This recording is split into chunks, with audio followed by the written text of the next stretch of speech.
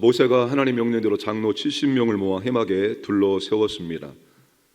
하나님께서 임하셔서 모세에게 임한 영을 70명의 장로들에게도 임하게 하셨습니다. 영이 임했다는 증거로 70명의 장로들이 예언을 했습니다.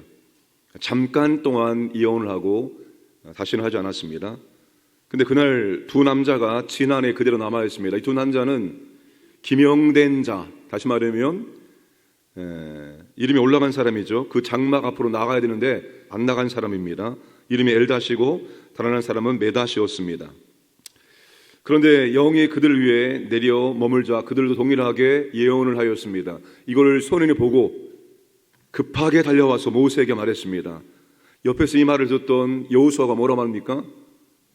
말리셔야 됩니다. 그들이 진중에 남아있는데 예언하지 못하도록 빨리 말리십시오 라고 말합니다. 그래서 모세가 뭐라고 말할까요? 29절에 모세가 그에게 이르되 내가 나를 두고 시기하느냐, 여호와께서 그의 영을 그의 모든 백성에게 주사 다 선지자가 되게 하시기를 원하노라. 여러분, 모세는 모든 백성에게 하나님의 영이 임해서 모든 백성이 전부 다 선지자가 되기를 원한다, 하나님 말씀을 전하는 자가 되기를 원한다라고 말하고 있습니다. 여러분, 여호수아가 왜 말렸을까요? 왜 그들이 예언하지 못하고 말렸을까요? 아니, 당연히 회막으로 나와야 되는데 회막으로 나오라는 말도 안 듣고 진중에 머물러 있는 그 사람들, 괘씸한 사람들, 그런데 그 사람들에게 영이 임하니까 열받겠죠. 화가 났죠. 그래서 빨리 말리라고 했는데 모세는 그렇지 않았습니다. 여호수아는 모세의 권위를 위해서 말리라고 했지만 모세는 자신의 권위가 높아지는 것보다 하나님의 역사가 제한되지 않고 모든 백성들에게 임하기를 원했던 것입니다. 모든 백성들이 하나님의 영을 받아서 예언하기를 원했던 것입니다. 하나님의 은사를 받고 복을 누리고 더욱더 성숙해지고 하나님의 일들을 감당하기를 원했다는 사실입니다. 여러분, 하나님의 영이 임해야 한다는 것입니다. 하나님의 영이 임해야지만 우리가 하나님의 사역을 올바로 감당할 수가 있습니다. 그런데 신약의 관점에서 하나님의 영이 누구에게 임합니까?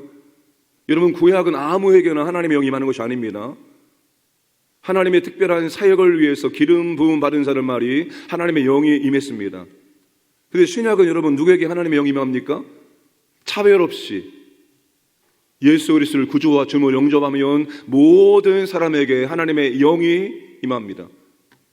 성령님이 임하신다는 놀라운 사실입니다.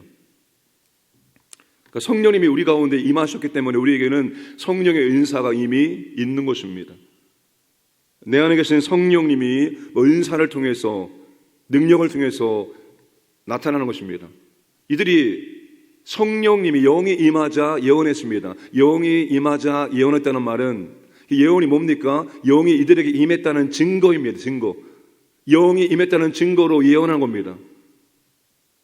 그러니까 우리 가운데 성령이 내주하시는구나, 성령이 임재했구나를 알 수 있는 것이 바로 성령의 은사가 나타나는 겁니다. 우리는 그것을 사모하고 요청해야 됩니다. 믿음의 공동체 안의 모든 봉사와 섬김은 내 의지, 내 힘, 내 능력, 내 지식을 하는 것이 아니라 우리 안에 내주하시는 성령의 은사, 성령의 능력, 성령이 주시는 은혜로 감당하는 것이지 우리 노력으로 우리 스스로 한번 해보자고 하는 것이 결코 아닙니다. 그러므로 사랑하는 여러분, 성령의 은사와 능력을 사모해야 되는 것입니다. 기대해야 되는 것입니다. 그러면 기대하지 않는 곳에서는 하나님의 은혜와 역사가 없습니다. 기대하지 않고 그러니까 기도하되 기대하고 기도하는 겁니다. 기도하는 사람이 아무런 기대가 없어요. 하나님이 기도를 들으시고 응답하는 기대 없이 기도하는 거. 성령이 내주하시는데 성령을 기대하지 않는 거. 그러면 여러분, 하나님의 은혜가 없습니다. 성령이 역사하지 않습니다. 기대하고 사모하고 기도하고 은사를 구하고 그래야지만 성령의 역사를 경험할 수가 있습니다. 기대하고 사모하시고 내 안에 내주하시는 성령께서 나타나야죠. 드러날 수 있도록 간구하시기 바랍니다. 이게 내가 한 게 아닌데 내가 어떻게 이런 걸 할 수 있지? 신기하고 놀라워하고 성령이 역사합니다. 성령의 능력이 나타날 때 우리는 놀라워합니다. 신기합니다. 그런 은혜가 있기를 주님으로 축복합니다. 올바른 영적 지도자는 모세와 같은 관대한 마음을 가지고 있어야 됩니다. 나 혼자 성령의 충만함, 나 혼자 성령의 역사, 나 혼자 성령의 은사로 하나님의 사회 감당하는 것이 아니라 모두가 성령의 역사로 함께 하나님의 사회 감당하고 함께 하나님의 은혜와 능력을 경험하고 함께 보람과 기쁨을 맛볼 수 있도록 이끌어주는 것이 바로 올바른 영적인 지도자입니다. 우리 교회가 그런 방향으로 나가야 됩니다. 그런 방향으로 나아가야 됩니다. 우리 모두가 생명을 살리고 회복하는 사역에 성령의 은사를 발휘하여 동역함으로 하나님의 은혜를 함께 누리는 보람과 기쁨이 있어야 됩니다. 여러분, 교회는 생명을 회복하고 살리는 데 집중해야 됩니다. 여기로 가야 됩니다. 여기로 나아갈 때만이 성령의 은사를 사용하고 동역하고 그리고 기쁨과 보람을, 가치를 경험할 수 있습니다. 사람은 가치 있는 일에 자신의 모든 걸 투자합니다. 아무리 힘들고 아무리 어려워도 이게 정말로 가치 있다 생각하면 다 할 수 있습니다. 왜 못합니까? 내가 이 일에 가치 있다고 생각하지 않기 때문에, 가치를 두지 않기 때문에 못하는 거예요. 여러분, 생명을 살리는 일이 얼마나 가치 있는 일입니까? 거기가 가치 있다는 것을 알고 거기에 투자하면 기쁨과 만족과 은혜를 경험할 수가 있습니다. 여러분, 영혼을 살리는데 영혼, 여기에 집중할 수 있기를 주님의 이름으로 축복합니다. 아멘 안 하시네요. 하나님은 고기가 먹고 싶다고 불평한 백성들에게 메추라기를 보내줍니다. 31절에 바람이 여호와께서 나와 바다에서부터 메추라기를 몰아 진영 곁 이쪽 저쪽 곧 진영 사방으로 각기 하룻길 되는 지미온 위 두 깃빛에 내리게 한지라. 한 깃빛은 45cm, 두 깃빛은 90cm, 바닥에서 90cm까지 메추라기가 쌓이게 하셨습니다. 백성들이 어떻게 합니까? 32절에 백성이 일어나 그날 종야와 그 이튿날 종일토록 메추라기를 모으니 적게 모은 자도 한 10호멜이라. 그들이 자기를 위하여 진영 사면에 피워 두었더라. 그날 온 종일 밤새도록, 그것도 부족해서 그 다음날 이튿날도 종일 메추라기를 모았습니다. 적게 모은 사람입니다. 아주 적게 모은 사람이 10호멜을 모았습니다. 호멜은 곡물의 부피를 재는 단위로 1호멜은 220리터, 10호멜은 2200리터. 우리가 드럼통. 이 드럼통이 몇 리터입니까? 200리터. 그러니까 드럼통으로 11개만큼을 모은 겁니다. 누가? 적게 모은 사람이. 어마어마하게 모은 거예요. 그날 종일토록, 밤새도록, 그 이튿날도 종일토록 그렇게 모았으니까 적게 모은 사람도 드럼통으로 11통을 모으게 된 것입니다. 그런데 하나님께서 아직 고기가 입가에 남아 있어 식기도 전에 백성에게 진노하사 큰 재앙이 임함으로 바로 그것이 탐욕의 무덤이 되게 하셨습니다. 하나님이 진노하사 죽였다는 거예요. 여러분, 굉장히 중요한 겁니다. 하나님이 진노하사 죽였어요. 탐욕의 무덤이 되게 하셨습니다. 왜 하나님께서 진노하사 탐욕의 무덤이 되게 하셨을까요? 18절에 너희 몸을 거룩히 하여 내일 고기 먹기를 기다리라 라고 말씀하셨습니다. 그들에게 하나님께서 요구하신 것입니다. 탐욕과 절제의 끈을 놓지 않도록 하나님이 당부를 한 것입니다. 그런데 백성들이 메추라기를 보자 그들의 눈이 돌아갑니다. 어떻게 해요?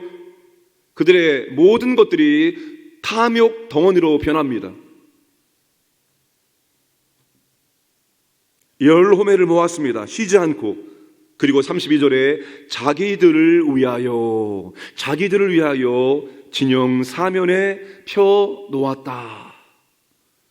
하나님은 그들의 탐욕을 보고 재앙을 내리셔서 거기가 탐욕의 무덤이 되게 만드셨습니다. 욕심이 죄를 낳고 죄가 장성하여 사망을 낳는다라고 야고보가 말했습니다. 백성들에게 결핍보다 더 무서운 것은 탐욕입니다.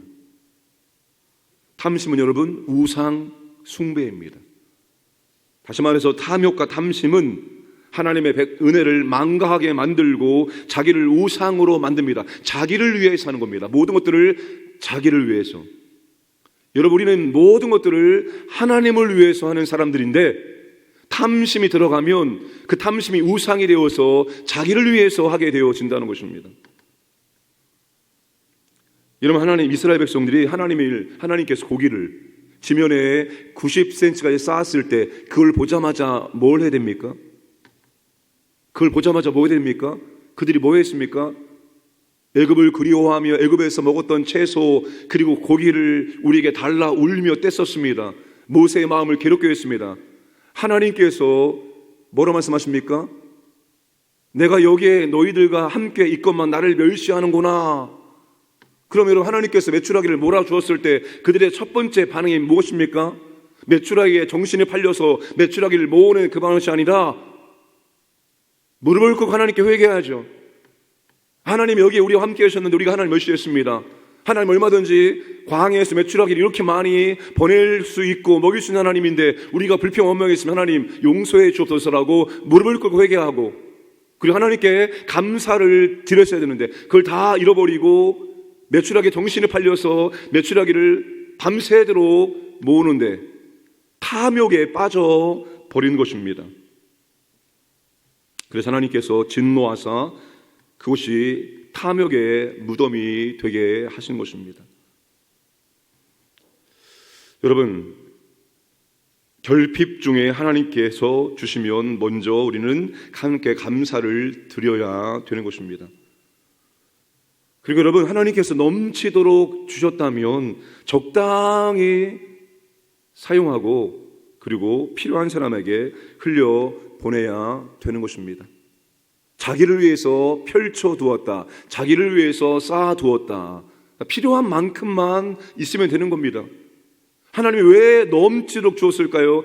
평생토록 쌓아두고 근심 걱정하지 말고 살라가 아니라 흘려보내라고 주셨다는 겁니다. 어제 우리 장로님 신방했는데 장로님 매형께서 사업을 하시는데 이 장로님 매형께서 교회의 선교 위원장을 맡으셨습니다.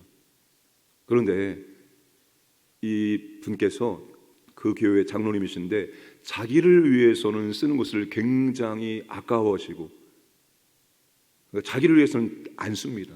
그런데 이게 하나님의 일이다, 하나님을 위한 일이다 하면 그냥 몇 억씩 선교헌금으로 감사헌금으로 드리는 겁니다. 해외 선교를 인솔을 하는데 경비를 다 본인이 되는 거예요. 그러니까 자기를 위해서는 아까워하는데 하나님의 일이다 하면 이거를 그냥 그렇게 할 수 있는 이유 뭡니까? 하나님이 물질의 은혜를 주셨기 때문입니다. 그런데 물질의 은혜를 받았다고 해서 하나님의 일을 하는데 그렇게 팍팍 쓰는 것이 아닙니다. 물질의 은혜도 받아야 되고 헌금의 은사를 받아야 됩니다. 그래야지 큰 돈을 마음껏 하나님의 나라와 역사를 위해서 아까워하지 않고 하나님께 쓸 수 있는 거예요. 드릴 수 있는 것입니다. 사랑하는 여러분, 하나님께서 우리에게 넘치도록 주셨다. 하나님 좀 과한데요. 그건 여러분 쌓아두라고 주신 것이 아닙니다. 흘려보내라. 필요한 곳에 흘려보내므로 하나님의 사랑을 그들이 경험할 수 있도록 만들어 주라는 것입니다. 여러분, 하나님이 직접 그들에게 필요한 사람에게 주는 게 아닙니다. 하나님은 사람을 통해 주는 거예요. 어떤 사람? 물론 믿음의 사람이겠지만 하나님께서 믿음의 사람을 통해서 하나님의 사람을 통해서 하나님의 사랑이 은혜가 긍휼이 흘러갈 수 있도록 만들어준 겁니다. 그들은 우리를 통해서 하나님의 사랑을 긍휼을 자비를 경험할 수 있게 되어지는 것입니다. 교회가 60주년 맞이해서 총신 발전기금으로 1억 원을 후원했습니다.